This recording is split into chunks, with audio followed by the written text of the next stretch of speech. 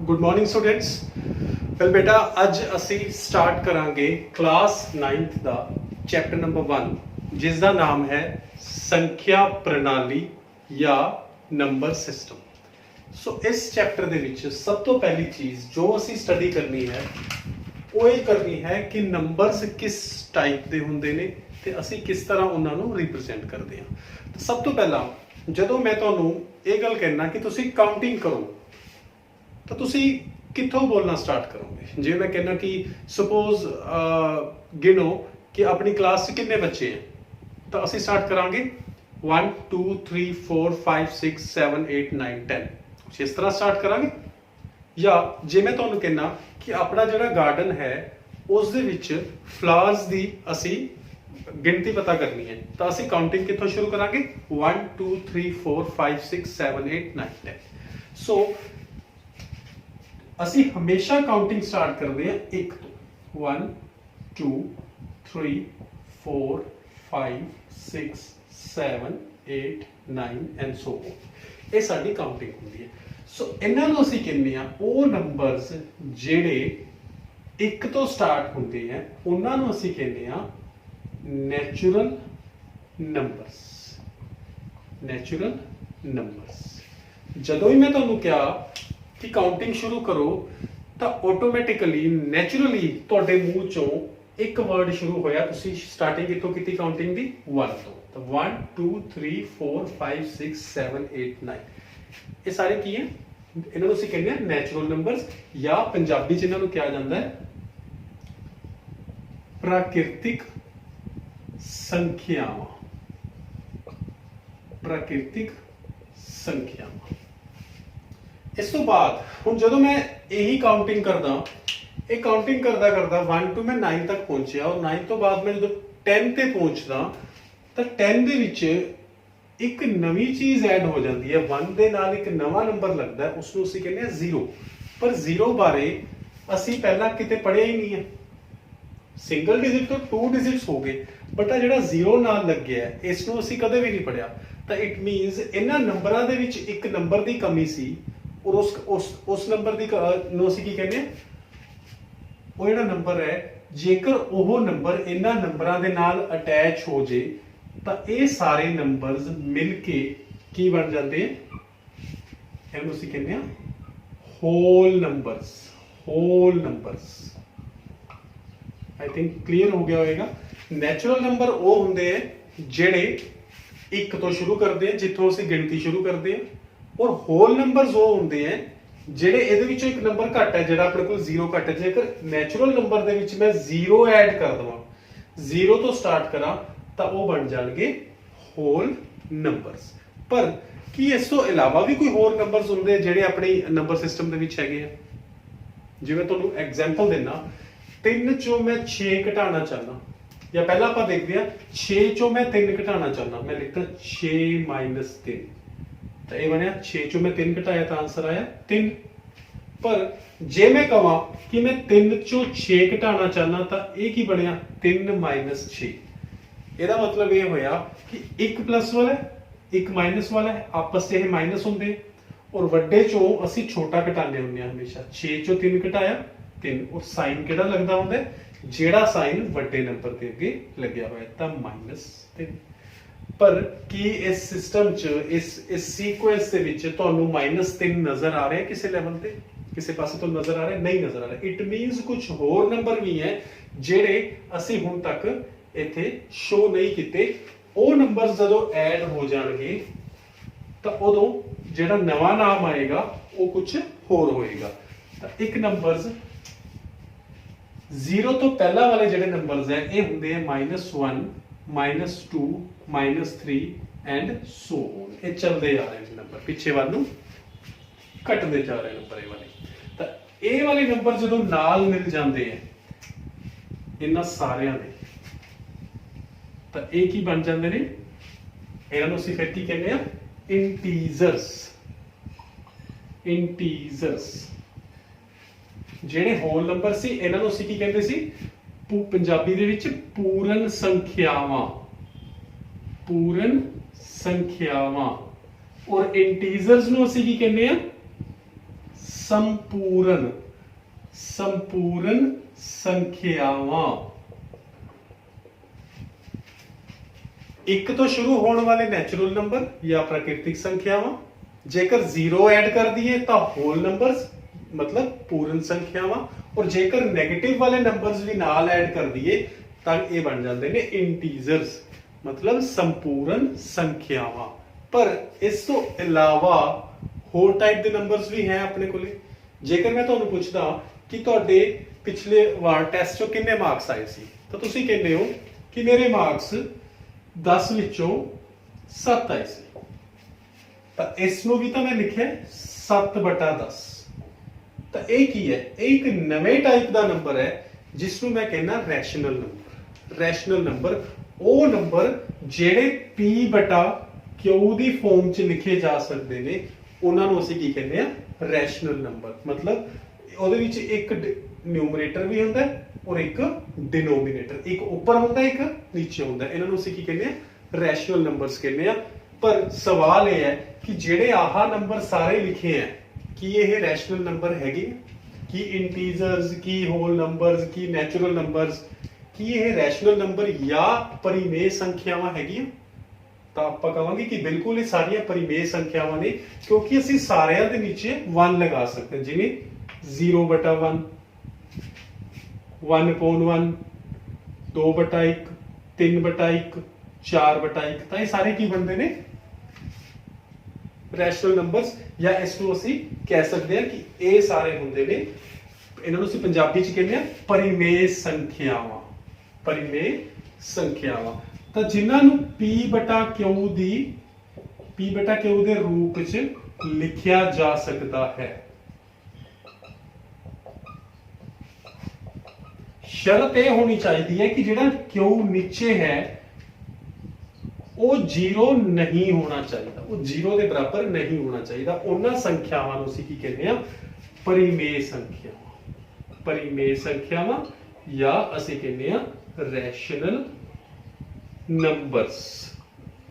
Rational numbers ये साडे कोल हो गए चौथी टाइप के नंबर्स। और दैन इस तो बाद साडे कोल एक नवी टाइप के होर नंबर्स ने, उन्होंने असीं कहते हैं इररैशनल नंबर या अपरिमेय संख्यावां। वो किहड़े नंबर हुंदे ने?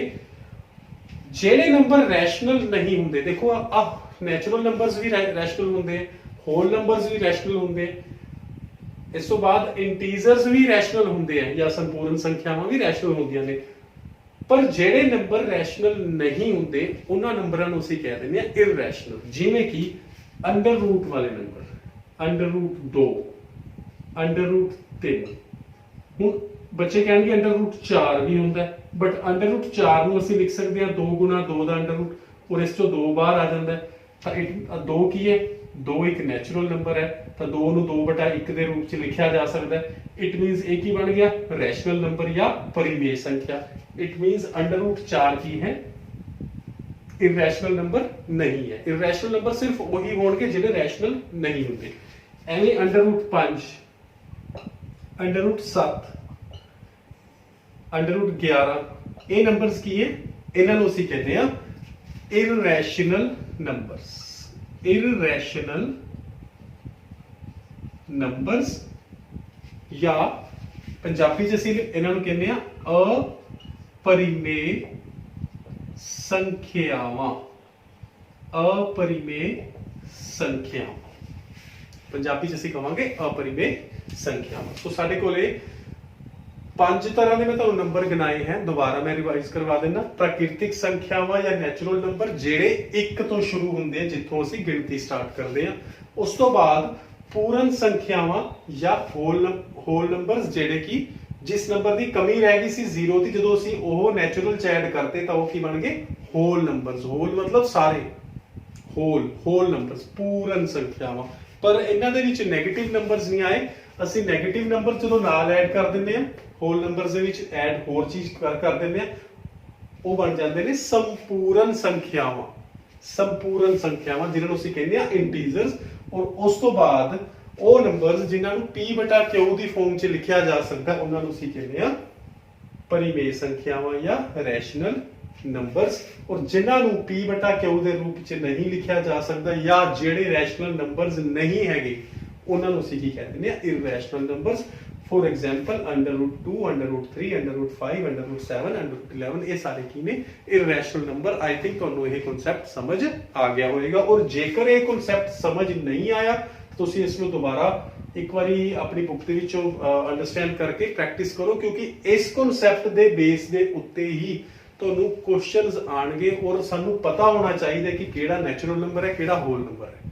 ਔਰ ਜੇਕਰ ਸਾਨੂੰ ਨਹੀਂ ਪਤਾ ਹੋਇਆ ਅਸੀਂ ਕਿਸੇ ਨਾ ਕਿਸੇ ਲੈਵਲ ਤੇ ਮਿਸਟੇਕ ਕਰ ਜਾਗੇ। ਔਰ ਹੁਣ ਅਸੀਂ ਕੀ ਕਰਦੇ ਹਾਂ, ਹੁਣ ਅਸੀਂ ਕੁਐਸਚਨਸ ਵੱਲ ਵਧਦੇ ਹਾਂ। ਆਪਣੀ ਐਗਜ਼ਾਮਪਲ ਨੰਬਰ 1 ਹੈ ਐਕਸਰਸਾਈਜ਼ 1.1 ਤੋਂ ਪਹਿਲਾਂ ਇੱਕ ਐਗਜ਼ਾਮਪਲ ਆਉਂਦੀ ਹੈ, ਐਗਜ਼ਾਮਪਲ ਨੰਬਰ 1।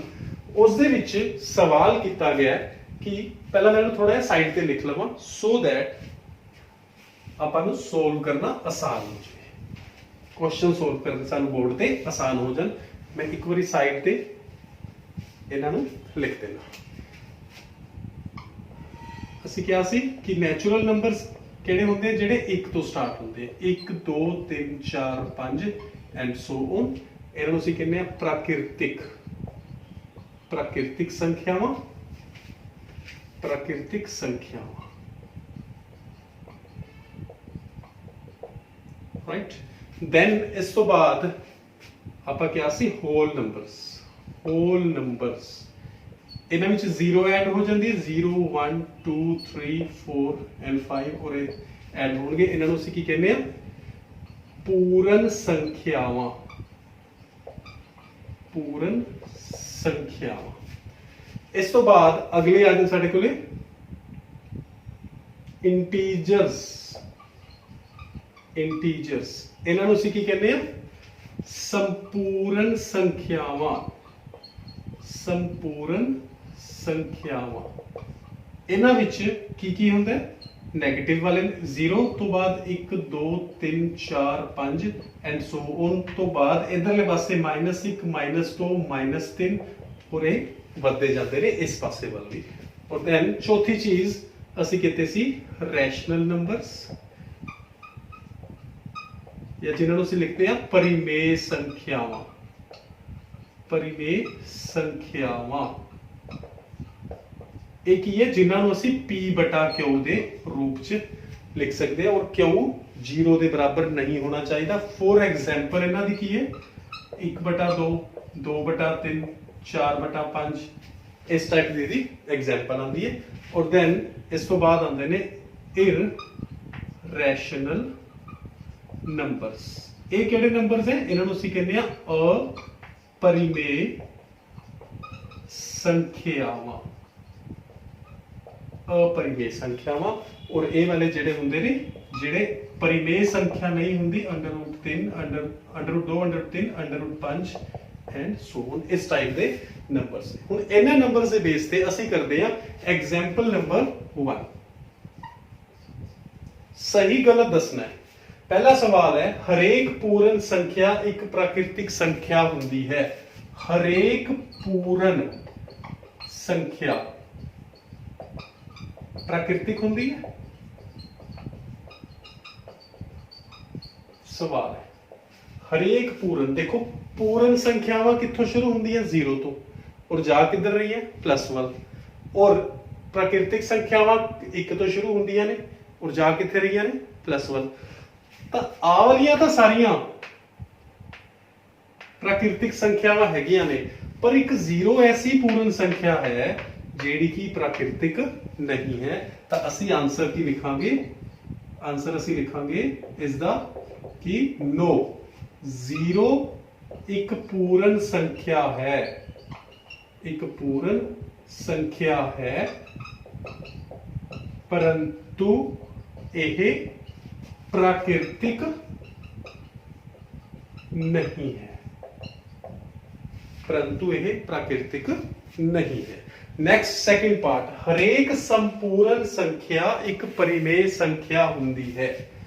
हुण अगला सवाल की पूछा उसने, हरेक संपूर्ण संख्या,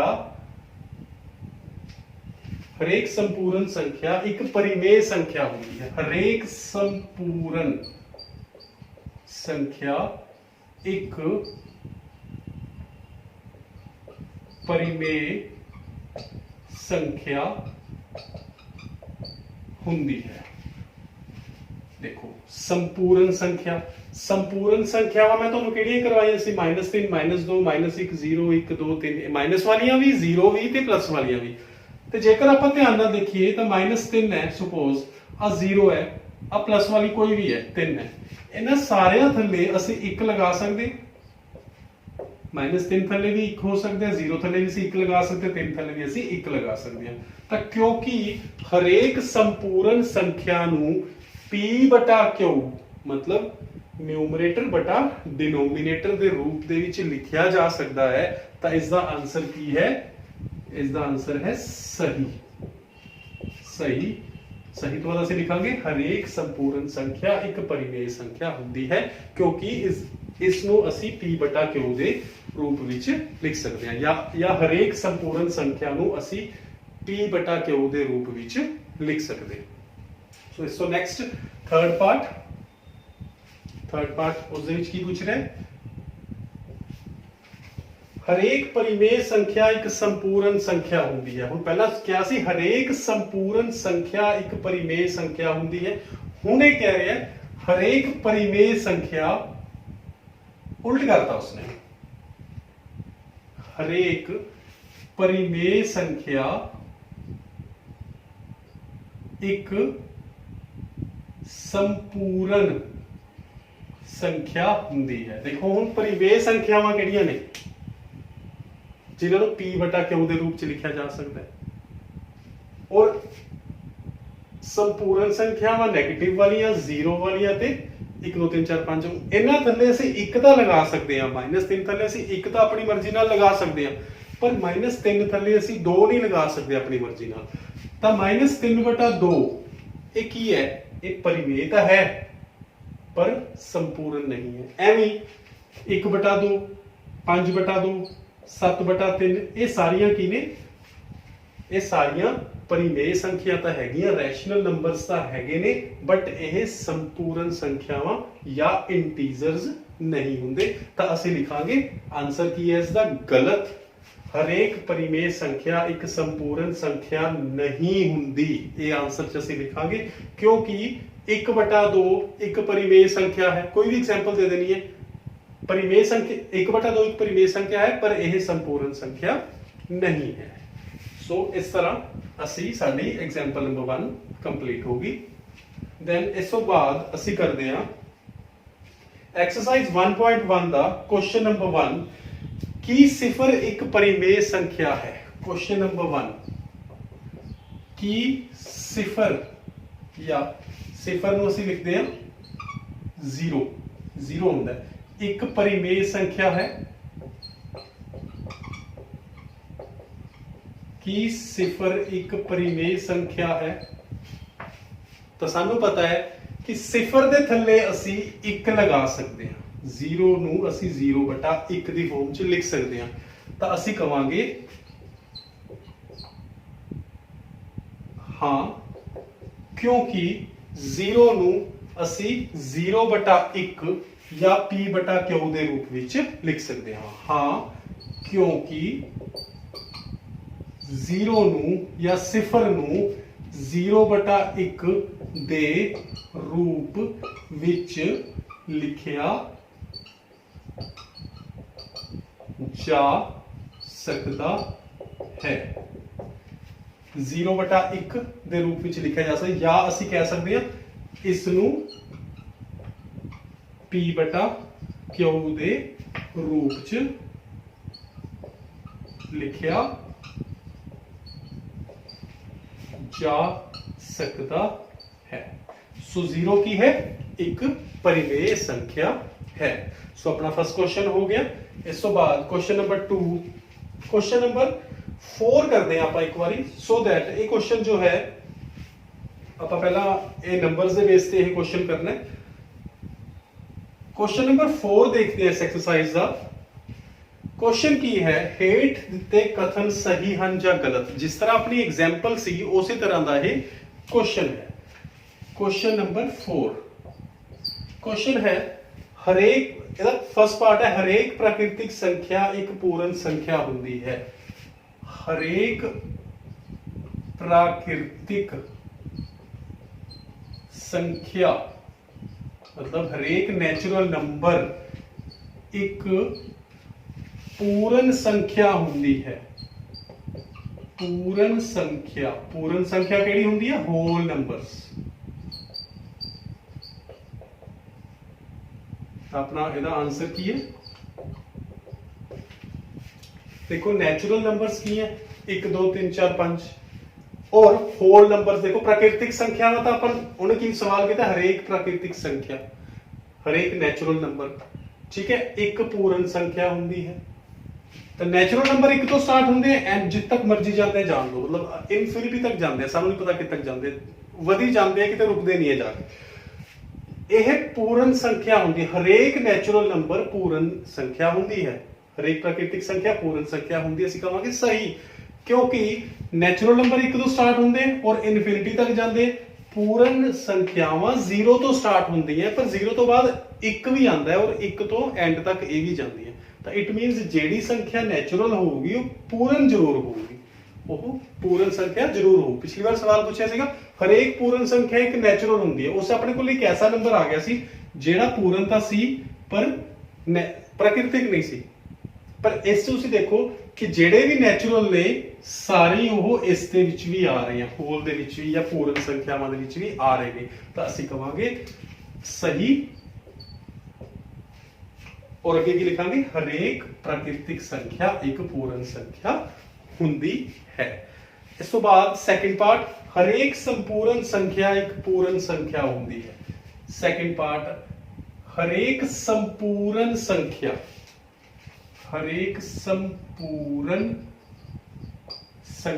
एक पूर्ण संख्या हुंदी है। हुण देखो संपूर्ण संख्यावां मतलब इंटीजर्स इन्हां च नेगेटिव वाले भी हैं जीरो भी हैं और पॉजिटिव वाले भी हैं और पूर्ण च जीरो है ते पॉजिटिव वाले हैं। इट मीनस पूर्ण दे विच नेगेटिव वाले तो है नहीं तो आपां ये कह सकते हैं कि हरेक संपूर्ण संख्या एक पूर्ण संख्या नहीं हुंदी क्योंकि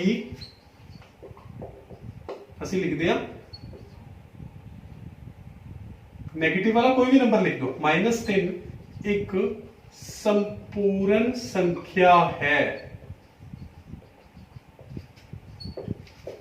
परंतु यह पूर्ण संख्या नहीं है। उस तो बाद की लिखांगे हरेक संपूर्ण संख्या एक पूर्ण संख्या नहीं हुंदी ये साडा गलत है आंसर। थर्ड पार्ट हरेक परिमेय संख्या एक पूर्ण संख्या हुंदी है। हरेक परिमेय संख्या एक पूर्ण संख्या हुंदी है। हरेक परिमेय संख्या एक पूर्ण संख्या हुंदी है। परिमेय संख्या या रैशनल नंबर्स 1/2 2/3 4/5 ये वाले नंबर्स होंगे बट पूर्ण संख्यावां जिहड़ियां हुंदियां ने उन्हां विच तां सिर्फ 0 1 2 3 4 5 7 ये चीज़ां आ रही ने इन्हां नूं असीं 0/1 1/1 2/1 तां लिख सकदे हां बट असीं इन्हां नूं 1/2 या 2/3 या 3/5 नहीं लिख सकते। सो असीं कहांगे कि यह भी गलत है। हरेक परिमेय संख्या या हरेक रैशनल नंबर 1/2 एक रैशनल नंबर तो है पर यह पूर्ण संख्या या होल नंबर नहीं है तो असीं कहांगे हरेक परिमेय संख्या एक पूर्ण संख्या नहीं होती। आंसर च असीं लिखांगे 1/2 एक परिमेय संख्या है परंतु यह पूर्ण संख्या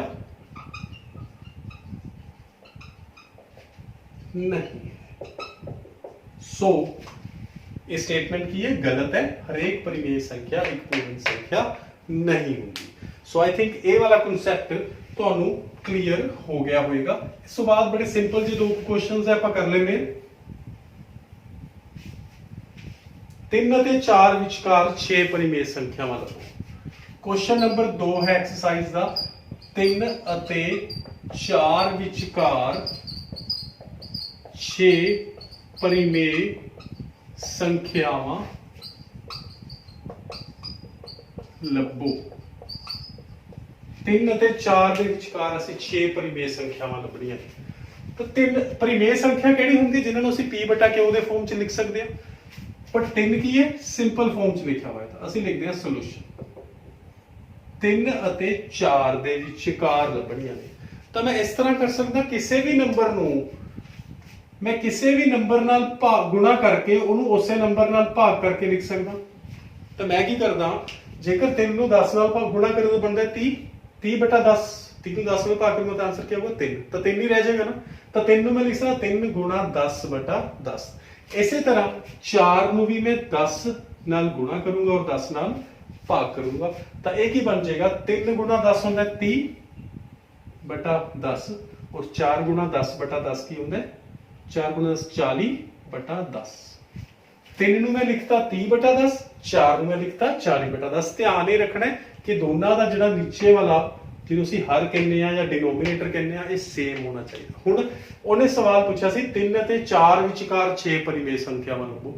ਆਪਾਂ ਕੀ ਕਰਤਾ, 30/10 ਅਤੇ 40/10 ਵਿਚਕਾਰ ਪਰਿਮੇਯ ਸੰਖਿਆਵਾਂ ਲੱਭ ਦਾਂਗੇ। ਸਿੰਪਲ ਜੀ ਗੱਲ ਹੈ। 30/10 3 ਹੀ ਹੁੰਦਾ, 40/10 4 ਹੁੰਦਾ। ਤਾਂ ਵਿਚਕਾਰ ਕੀ ਆ ਗਿਆ, 30/10 ਤੋਂ ਬਾਅਦ ਆਏਗਾ 31/10, ਫਿਰ ਕੀ ਆਏਗਾ 32/10, फिर क्या आएगा 33/10, देन 34/10, 35/10, 36/10, 37/10, 38/10, 39/10। ਤੁਸੀਂ ਹਜ਼ਾਰਾਂ ਲੱਖਾਂ ਕਰੋੜਾਂ ਸੰਖਿਆਵਾਂ ਲੱਭ ਸਕਦੇ ਹੋ 3 ਅਤੇ 4 ਦੇ ਵਿਚਕਾਰ ਜਾਂ ਕਿਸੇ ਵੀ ਦੋ ਨੰਬਰਾਂ ਦੇ ਵਿਚਕਾਰ। ਕਰੋੜਾਂ ਪਰਿਮੇਯ, ਅਰਬਾਂ ਪਰਿਮੇਯ ਸੰਖਿਆਵਾਂ ਲੱਭੀਆਂ ਜਾ ਸਕਦੀਆਂ ਨੇ। ਗਿਣਤੀ ਹੀ ਨਹੀਂ ਹੈ, ਅਣਗਿਣਤ ਪਰਿਮੇਯ ਸੰਖਿਆਵਾਂ ਲੱਭੀਆਂ ਜਾ ਸਕਦੀਆਂ ਨੇ।